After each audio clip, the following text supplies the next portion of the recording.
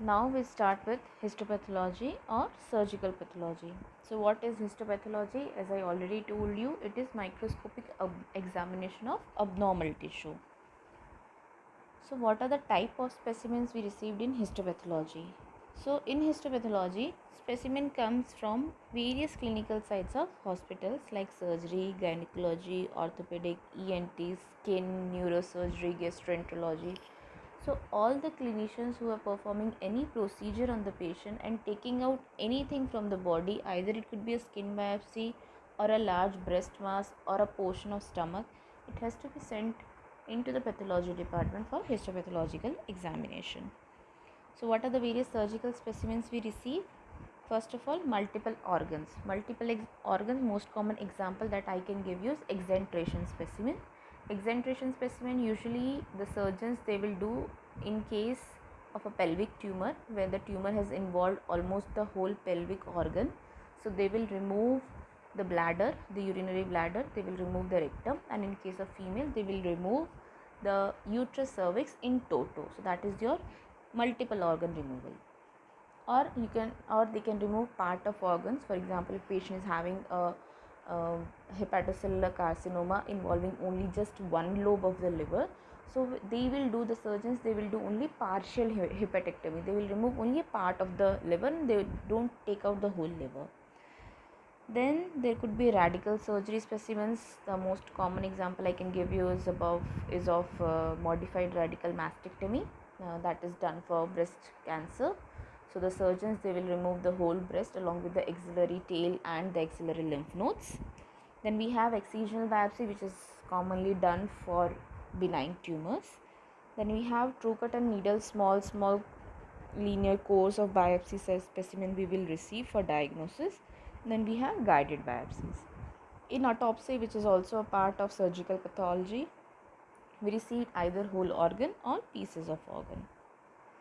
Now check at the time of receiving. So we have a proper requisition form in which the clinician has to fill all the details about the patient along with the specimen they have sent. So as you can see this form, first of all they have mentioned about the name of the patient, age of the patient, sex of the patient, MRD number they have mentioned, under which unit the patient is admitted and in which ward he is now. Then next thing is provisional clinical diagnosis. So they will mention about the clinical diagnosis. For example, in this patient was post corrosive esophagus. Then what all specimens they have sent. So they, here in this case, they have sent 4 specimens. First is cecum with appendix, then second is cervical lymph node, colonic graft with omentum, a part of esophagus. So what we will do is we will receive 4 containers. So we will cross check first whether the container and the requisition form is correlating with each other or not. If the clinician has mentioned 4 specimens they have sent, we should cross check it that we have received all 4 specimens. Next is examination requested. So whether the surgeon wants only the histopathology report or he wants frozen section report or he wants IHC, so that he has to mention. Then clinical details about the patient, acid ingestion in our case. Then if any radiological findings are there in cancer patients, if the patient has taken any neoadjuvant chemo radiotherapy, then what were the intraoperative findings, then any previous biopsy or cytology FNAC has been done or not, then date and time of sample collection, sign of the clinician, and contact number. Mainly contact number is to communicate with the clinician if we have any doubts. If there is any mismatch between the container and the form, then we can call the clinician and clear our doubts. Now we'll start with tissue processing. So what is tissue processing? It is a method by which any tissue which is removed from the body is processed in such a way so that it can be sectioned up to 5 micron thickness, stained with various stains, and examined under microscope to make correct diagnosis. So once the surgeon has removed the tumor or any tissue from the body, once we have received the specimen in the pathology, so after receiving, whatever happens till reporting is called as tissue processing. So the steps of tissue processing involves fixation, grossing, tissue processing in histokinet, embedding, cutting with microtome, staining and mounting of slides. So here we are going to cover the first five, that is from fixation to cutting. So fixative is an agent that preserves the cell most closely to the original form present in the body. So what is the aim of fixation? To prevent autolysis, to prevent the bacterial attack, to preserve the morphology, to provide optimum hardness or softness to the tissue for subsequent cutting, to facilitate the staining reaction by acting as a mordant, and to induce the optical contrast for good morphological study. So what we do is, whenever we are receiving the specimen, first we will cross check it with the request form whether everything is written properly or not. After that we will check whether the specimen has been received in formalin or in a fixative or not. Once we cross verify everything, we'll take out the section, we'll make parallel cuts, or if it's a tubular structure we'll just open it up and allow it to fix properly for at least 12 to 24 hours depending upon the size of the specimen. So if it's a small biopsy, a core biopsy or needle biopsy, 4 to 6 hours is sufficient. If it's a big specimen, we'll make parallel cuts and we'll fix it for 12 to 24 hours. Then the volume of the fixative should be at least 10 times the volume of your specimen. Fixation is done at room temperature only. Now what is ideal fixative? So ideal fixative should be the one which is cheap, stable, non-toxic, safe to handle, with minimal loss of tissue. It should have an even penetration. It retains the normal color or tissue and should facilitate all type of staining. Now what are the reagents used as fixative? Please remember this list. 10% neutral buffered formalin is the most common fixative used, that we are also using, and it's a universal fixative which is used almost everywhere. Then we have glutaraldehyde, then we have mercury chloride fixative, example is Zenker's fluid. Then we have potassium dichromate, then we have picric acid fixatives like Bowen's fluid.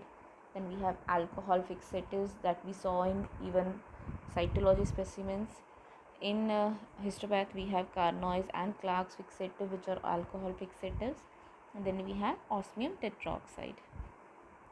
So we'll go in detail about only formalin, because formalin is the universal fixative which is used. So is the most commonly used fixative. It is made by using 100 ml of 40% formaldehyde and 900 ml of water to make it 1 liter. It is then neutralized. The solution which we make by adding 10% formalin and 90% water is acidic in nature. So we neutralized it to around 7.2 to 7.4 pH by adding dipotassium hydrogen phosphate and sodium dihydrogen phosphate. We mix all these ingredients nicely till it get dissolved. The main mechanism of action of formalin is by cross-linking of proteins. Next thing we do is gross examination. So once the specimen is received, we confirm it's a formalin only. We'll make serial cuts. We'll add formalin. We'll make it 10 times the volume of the specimen. Then we'll keep it overnight for fixation. Next day we will do the grossing.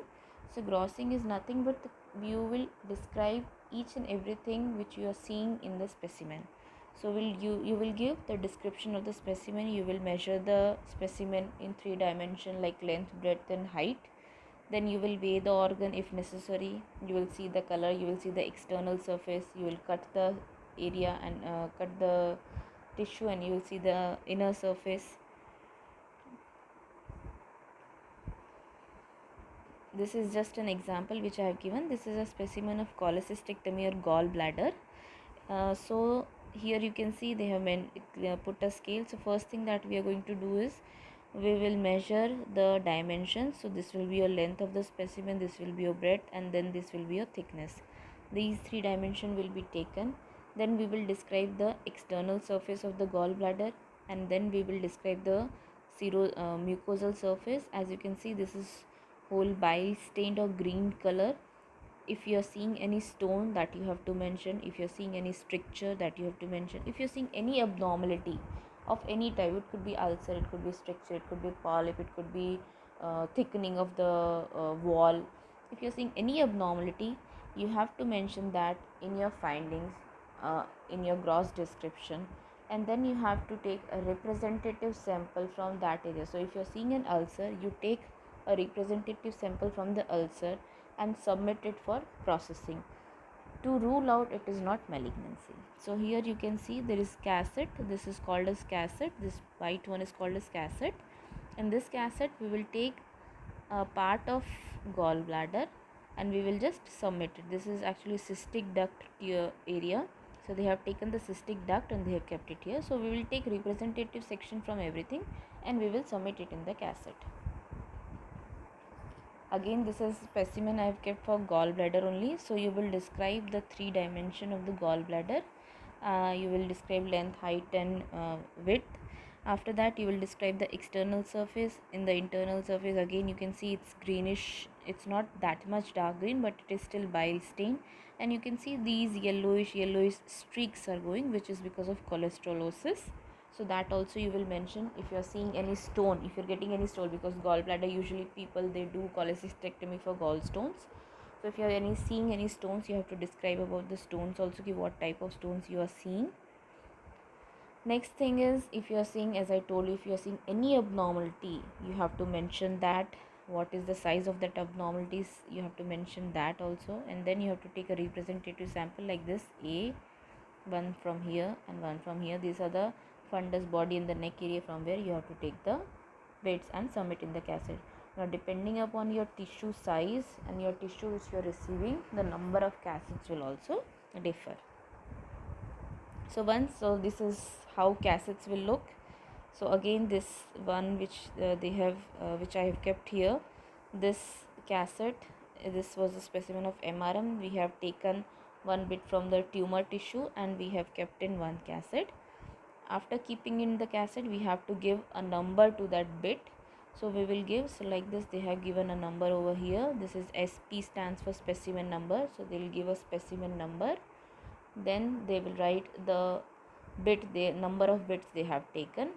One option is like this, you can write on the outside of the cassette, or second option is you can write it on a paper and just put it here in the cassette along with the tissue and just close the cassette. So that is another option which we do in our hospital. So once your cassette is ready, next thing is tissue processing in histokinete. So what is tissue processing in histokinete? The aim of this is to embed the tissue in a solid media firm enough to support the tissue and give it as a sufficient rigidity to enable thin sections. And the total time required is 16 hours. So once your cassette is ready, once your tissue in the cassette is ready, it will be put in a machine which is called as histokinete, and there the tissue will undergo certain process to make it more hard or rigid so that we can cut thin sections from it. So what is the step? First is fixation. As we all know, I told you we fix the tissue. Next is dehydration, in which we remove fixative and the water from the tissue. Third step is clearing, in which we remove the dehydrating fluid from the tissue and we introduce a fluid which is miscible with, or which is dissolvable in both dehydrating fluid and embedding media. And finally we do impregnation with molten wax. So we are not going to again discuss fixative. Fixative is same, 10% neutral buffered formalin. Next step is dehydration. So dehydration, what we do is we remove the water from the tissue. So as I told you, 10% neutral buffered formalin is formed with the help of 10% formalin and 90% of water. So it is an aqueous media. So your tissue is there in aqueous media for 24 hours. Along with that, it itself has some amount of water intracellularly. So we have to remove those water molecules from the cell, and that is done with the help of a dehydrating agent. So dehydrating agent helps in removing the water from the tissue. Now why it is important? Because when we are making the blocks, we are using paraffin wax.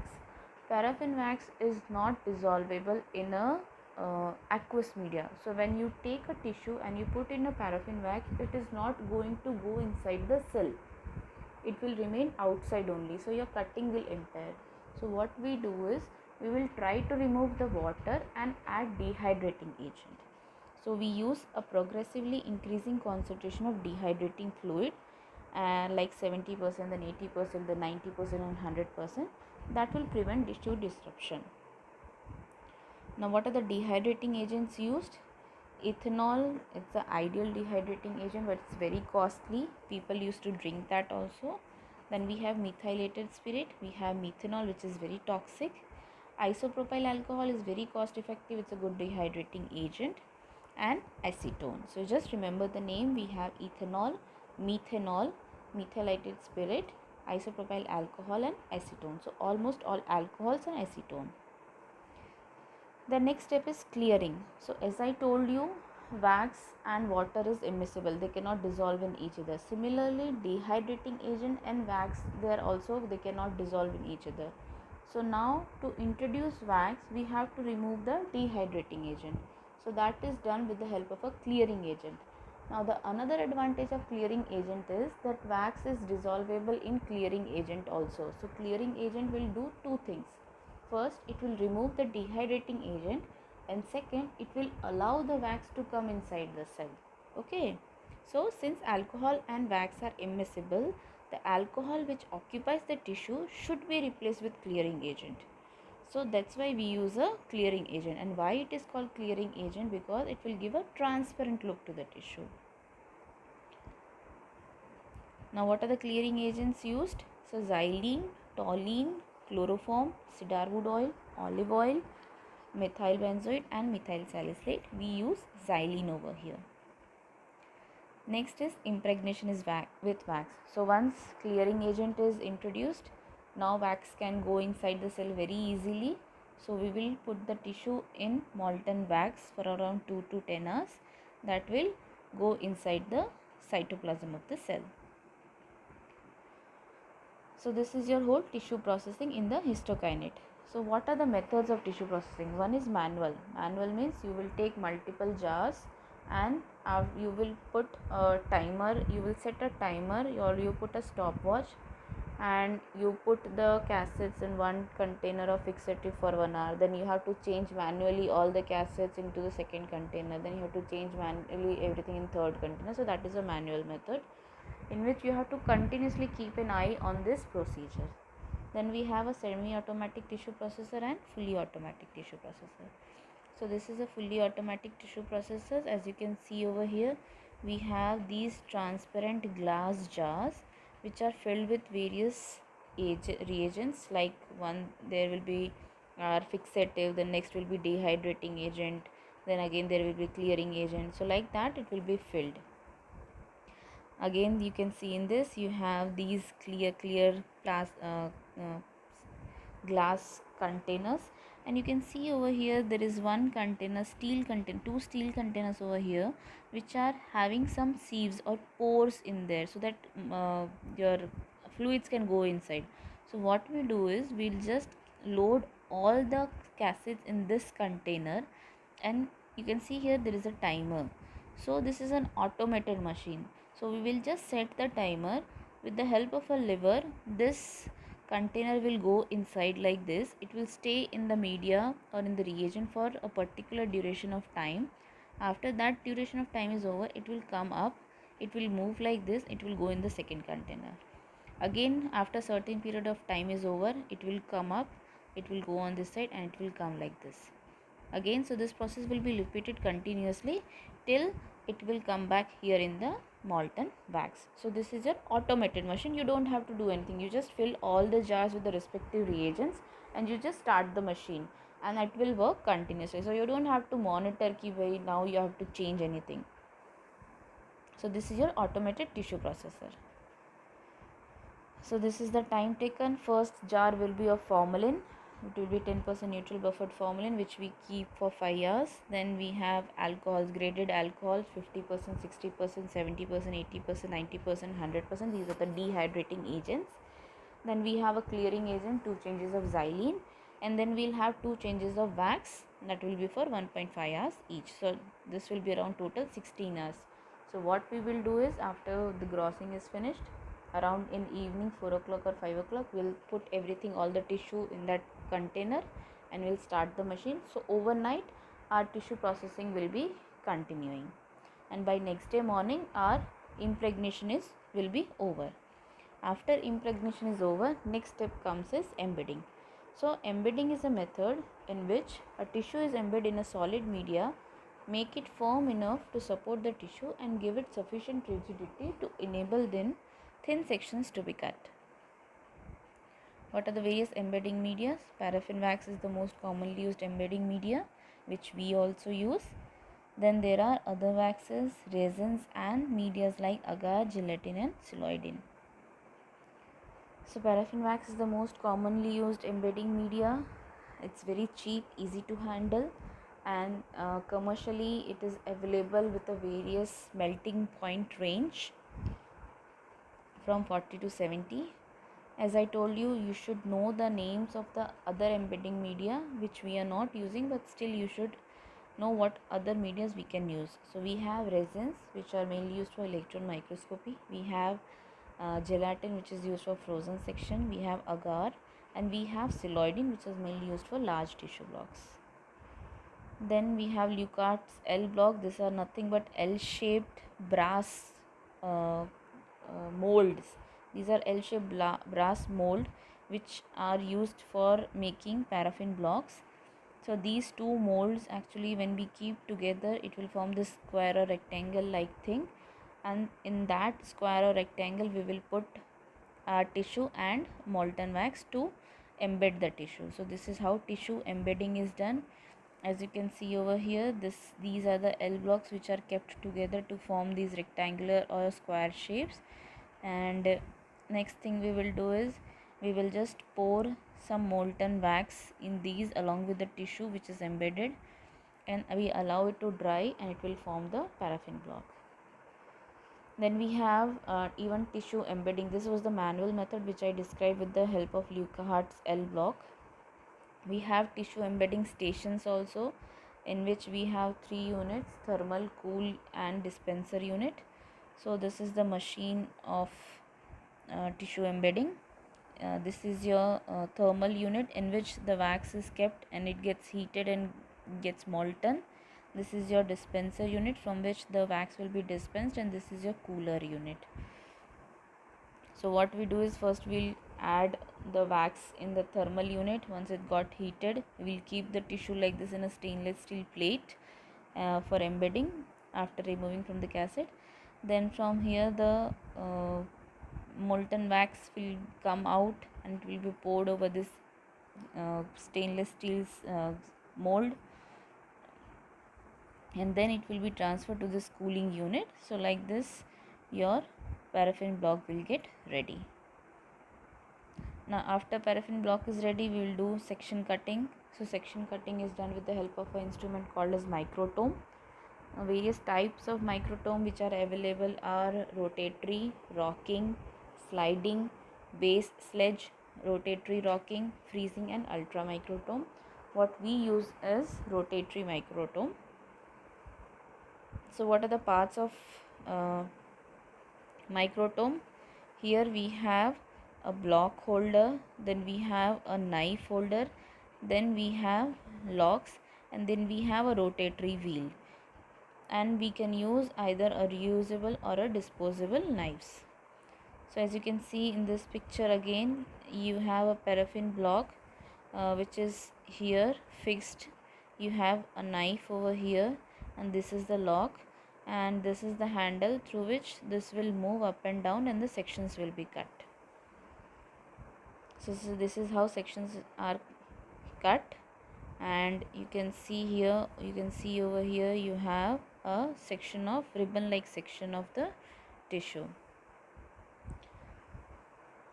After that, whatever sections they have cut, they will take it into a water bath. So water bath is nothing but a machine in which tap water is kept, and it is heated to a temperature of around 45 to 55 degree depending upon the melting point of paraffin wax.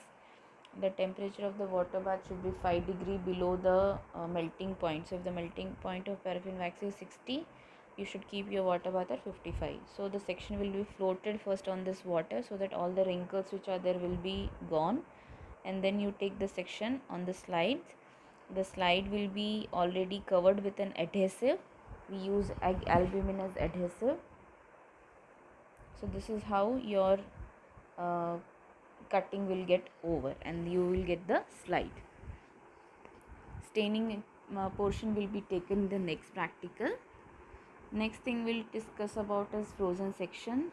So frozen section is a method in which tissue sections are obtained and rapidly frozen at minus 30 degree by cryostat machine. The water which are present in the cell, they act as, it will be get converted into ice and it will act as an embedding agent. So what are the indications when you need on-table diagnosis for malignancy, for establishing presence and nature of lesions, to determine the adequacy of surgical margins, to rule out the metastasis in lymph node, to demonstrate lipid and fat, and in diagnostic and research enzyme histochemistry. So cryostat is nothing but the instrument of frozen section in which there is a microtome inside a freezer and a metal check is provided to keep the tissue in place for frozen. So this is the cryostat machine in our department. You can see again here you have here you will arrange a chuck over here and you have a blade and then you cut the tissue inside. So here what we do is, once we get the specimen from the clinician or the surgeon, we immediately freeze the tissue at minus 25 to minus 30 degrees Celsius, and once it got freezed, we just cut the section, take it on a slide, stain it, and examine under microscope. This whole process takes only 25 to 30 minutes. So that is why it gives a rapid diagnosis to the clinician. So that is what is frozen section. Now what are the advantages? As I told, it gives you a rapid diagnosis, and enzymes and lipids which are lost during the processing can be demonstrated. Disadvantages are that you need a special setup, you need a special machine of cryostat which costs around 25 to 30 lakhs. Then you need technical expertise, those who are able to cut thin section in from that tissue.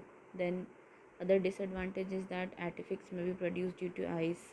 Then you can have structural details loss because of embedding media is not there. And fun thing is, tissue blocks cannot be maintained for the future reference. So this was all about frozen section.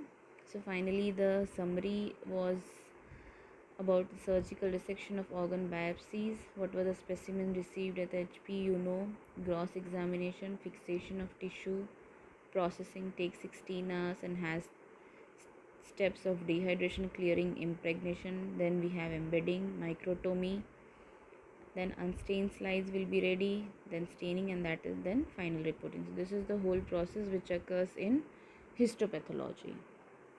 I have prepared a short video also what happens in our department, so you can see that also. And if you that's all. Thank you.